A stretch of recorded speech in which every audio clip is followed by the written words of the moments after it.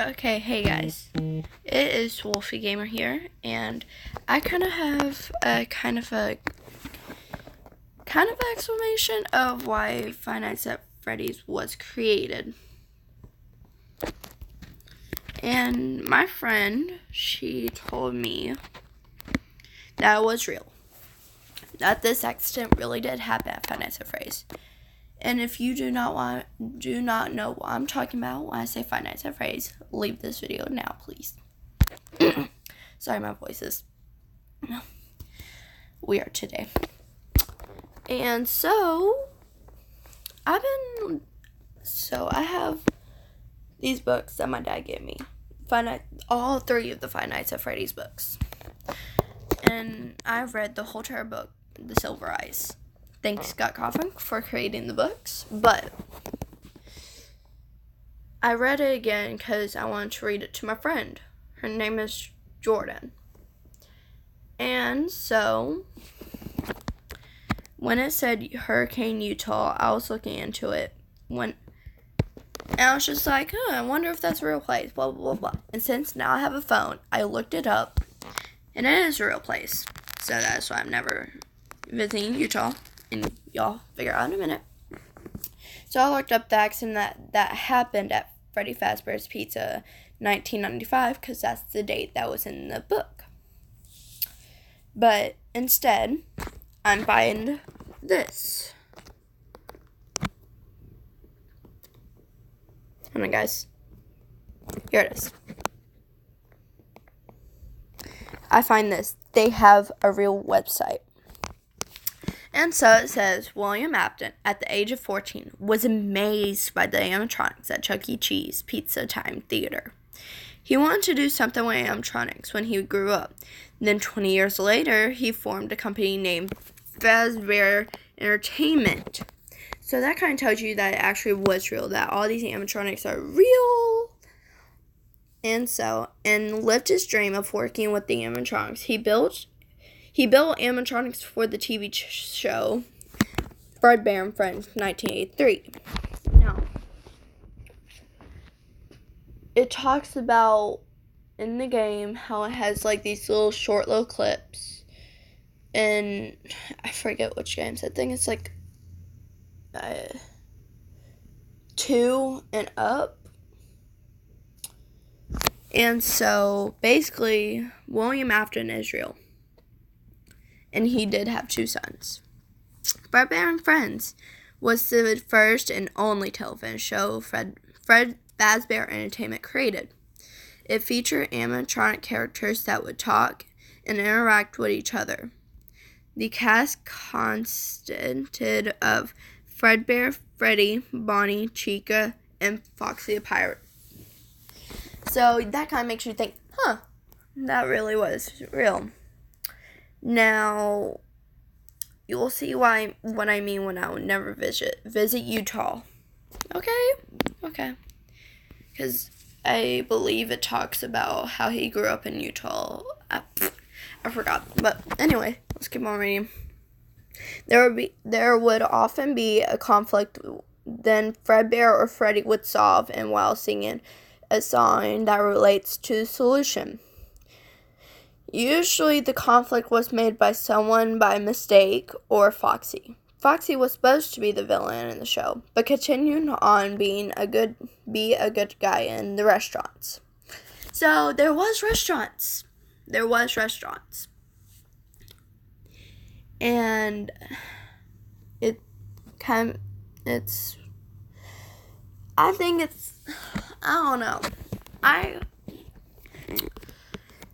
it's pretty scary and surprising that this actually exists. William was really proud of himself to make the animatronics and direct the show at the same time. But sadly, the show was canceled because it was costing too much to program 5 animatronic characters. But after 4 years in 1987, now there is that date that everyone's talking about, 1987. The show had reruns on TV before it officially canceled in 1990. Fredbear's Family Diner, 1983. Now, what do y'all remember about Fredbear's Family Diner? In the game, that was an actual place. And where did something happen at Fredbear's Family Diner? I'll tell y'all later. This was the first restaurant that Fazbear Entertainment created. The restaurant contained two animatronic characters. Sorry, I stutter a lot. Sorry. Who were from left to right, Fredbear and Spring Bonnie. Now, just think of, comment down below who y'all think Spring Bonnie was. Okay? Because that's Spring Bonnie, that's Fredbear, so can I tell you something? Okay. Fredbear and Spring Bonnie. Fredbear was from Fredbear and Friends, and Spring Bonnie was totally new. These animatronics were not only animatronics, but wearable suits as well. This was possible due to spring locks. Now, if you read the first book, you kind of it talks about the accidents a little. It doesn't, but the spring locks. And as you know, if you're watching this does contain spoilers of the books. As it says in the book, Dave was inside the Spring Bonnie suit, which were parts inside the animatronic which locked and held back animatronic parts when unlocked, sprung the parts back. Thus the name Spring Locks. To function it as a suit, one would have to open up a small door in the back of the suit of the animatronic and insert a crank. Then one would turn the crank clockwise until it was in costume mode. Then one would take off the mascot's head and climb into the body. Then one would put the mask over their head and then entertain the children. When one got out, they would turn the crank counterclockwise, and it would be able to function as an animatronic. However, Fazbear Entertainment stopped making Springlock suits because of two Springlock failures. Another interesting thing was at Prize Corner, where one could get small walking and talking animatronics named Spring Bonnie Walk and Talks. They were basically tiny Spring Bonnies which were fully movable and would talk to its owner. One could also get food for himself at the Prize Corner. If one put it in his mouth, then he would eat it by gently nipping at it. Unfortunately, kids kept on putting their fingers into it and it nipped them. It didn't hurt much to kids, but it did to young toddlers. After that, people started calling them plush strap or finger trap. They also sold Fredbear plushies. In 1986, Fredbear sadly had to close down. Fredbear was scrapped, and Spring Bonnie was later kept in 1997. In the 1997 Freddy's Backstage, of course, before being found and used in Fredbear's Fright, the horror attraction. The new and improved Freddy Fazbear's Pizza, 1987. So you know how the games are supposed to go in order, this is actually supposed to be the second game, but it was actually the second restaurant. And this, you would think that the first game would come before this. No. In the real life story, it went vice versa? Not sure. So this is what the show stage used to look like and everything else. The second restaurant that Fazbear Entertainment created, the main mascot was named Toy Freddy Fazbear, along with his bandmates being named Toy Bonnie and Toy Chica. There was also Funtime Foxy. Now, I have a feeling that Scott Cawthon changed it up in the games, because there was never a sister location restaurant when I get done with this. And you know how in the sister location game there's a fox named Funtime Foxy. And in the second game, she was known as Toy Foxy. But apparently in this one, she was named Funtime Foxy, who was a put-together and take-apart attraction, which y'all can see in one of the cameras on the second game. These four were most advanced animatronics Fredbear's Entertainment ever were. These four were the most advanced animatronics Fazbear Entertainment ever created. They were equipped with facial recognizers so they could scan someone while looking at them and match them to a criminal database. And were able to call the police if there was a criminal, whatever.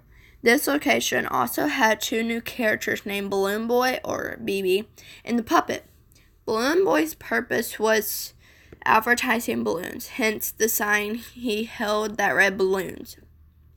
He did not move, but there was a speaker in his mouth from which he would talk, and often advertised how you can get balloons at the prize corner. When he was not talking, he could also be seen saying things like hi or hello, or even giggle, which y'all hear the annoying giggle all the time sometimes, in FNAF 2. The puppet was basically a jack-in-the-box. When the crank on its music box was turned, it played a melody, often my grandfather's clock. When the music stopped, the lid slowly opened, and the puppet would slowly rise out and say something before slowly going back down along with the lid. Its movements were similar to the Murray Bridge Bunny White. The main band and Funtime Foxy were named after the characters in Fredbear and Friends. See above. Blah blah. After 4 weeks, this Freddy Fazbear Pizza got closed down because of 6 murders, which occurred in and outside of the building. The first 5 victims were 5 children, and the 6th victim is explained below. The toy animatronics were scrapped due to malfunctions. However, in the parts and service room were all the animatronics that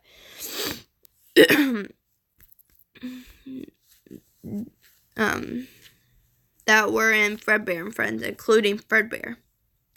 They were kept in hopes of possibly recognition of the company. Freddy Fazbear's Pizza, 1997. See, this is actually pretty cool how this was a real place. And so, the third restaurant that Fazbear Entertainment created opened in 1997. This restaurant had all the animatronics from Fredbear and Friends, including Fredbear, repaired so that they would work properly again.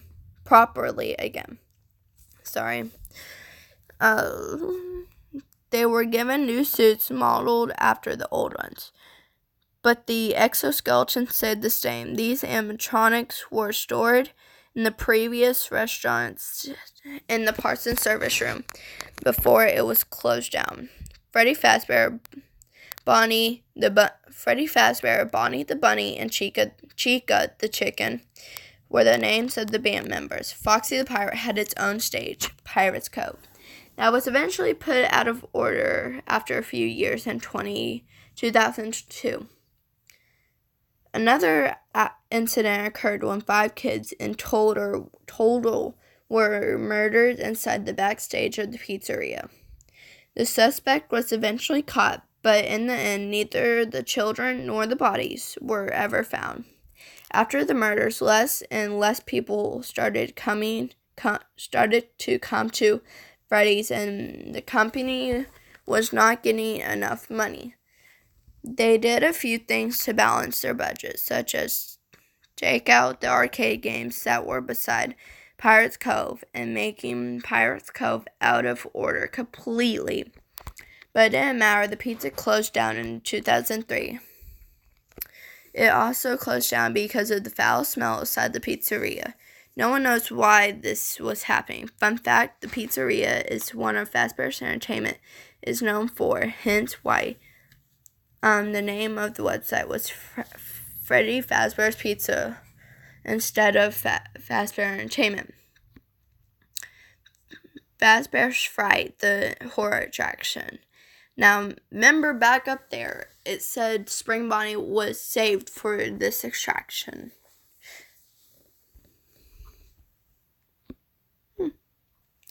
The first attraction that Fazbear Entertainment created was Fazbear's Fright, the horror attraction. So it didn't say the restaurant, it said attraction. So there was more before this, but this was the first attraction they created.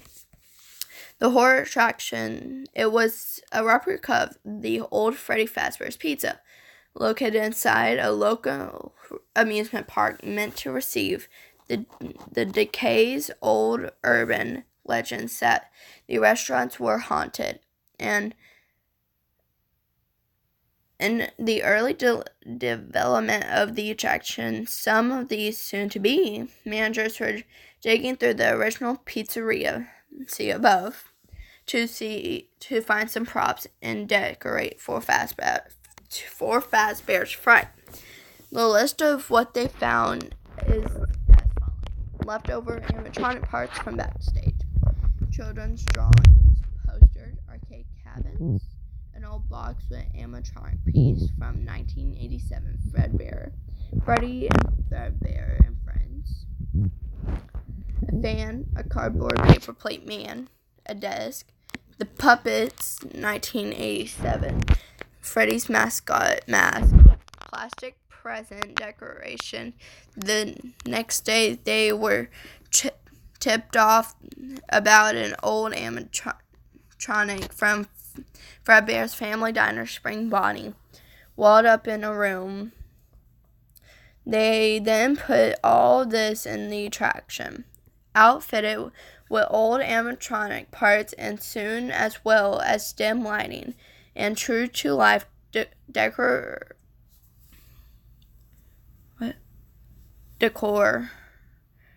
would walk through the building like a haunted house, with Spring Bonnie following them. Spring Bonnie was heavily damaged, tinned with dirty golden greenish color, and rips and tears covered his whole body. This is probably due to years of rotting and collecting dust. The attraction was supposed to open every Halloween, but before it even opened its doors, it burned down. This was probably due to foully wiring. Only a few items survived the fire, and they were sold at public auction. Okay, guys.